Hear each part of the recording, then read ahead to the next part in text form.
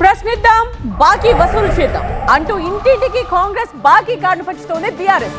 సార్వత్రిక ఎన్నికల సమయంలో కాంగ్రెస్ ఇచ్చిన హామీలను ప్రస్తావిస్తూ అధికార పార్టీని కార్నర్ చేస్తూ స్థానిక సంస్థల ఎన్నికల్లో గెలుపుకు బాటలు వేసుకుంటున్నారు గులాబీ నేతలు.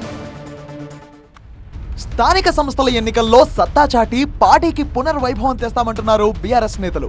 ఇంటింటికి కాంగ్రెస్ బాకీ కార్డులను పంచుతూ దూసుకుపోతున్నారు. ఈ బాకీ కార్డుల పంపిణీలో ఉమ్మడి వరంగల్ జిల్లా నేతలు ముందున్నారు. జయశంకర్ భూపాలపల్లి జిల్లా రేగొండ మండలంలో బాకీ కార్డులను పంపిణీ చేశారు మాజీ ఎమ్మెల్యే గండ్ర వెంకట రమణారెడ్డి. ఆనాడు కాంగ్రెస్ పార్టీ మేము రైతులకు 15,000 రూపాయలు ఇస్తామని చెప్పింది. మరి ఇచ్చినటువంటి మాట ప్రకారం మరి ఇప్పటి వరకు మరి వాళ్ళకి ఇవ్వాల్సినటువంటి డబ్బులను 10,000 15,000 మధ్యలో కొన్ని మనకు డబ్బులు ఇవ్వకుండా కాలయాపన చేసి మరి ఈరోజు 12,000 అంటున్నారు. అవి కూడా ఎన్నికలు ఈసారి వస్తాయి కాబట్టి ఇవ్వడం జరిగింది తప్ప ఎన్నికలు అయితే ఇస్తారో లేదో ఇప్పటికి కూడా అనుమానమైనటువంటి పరిస్థితి.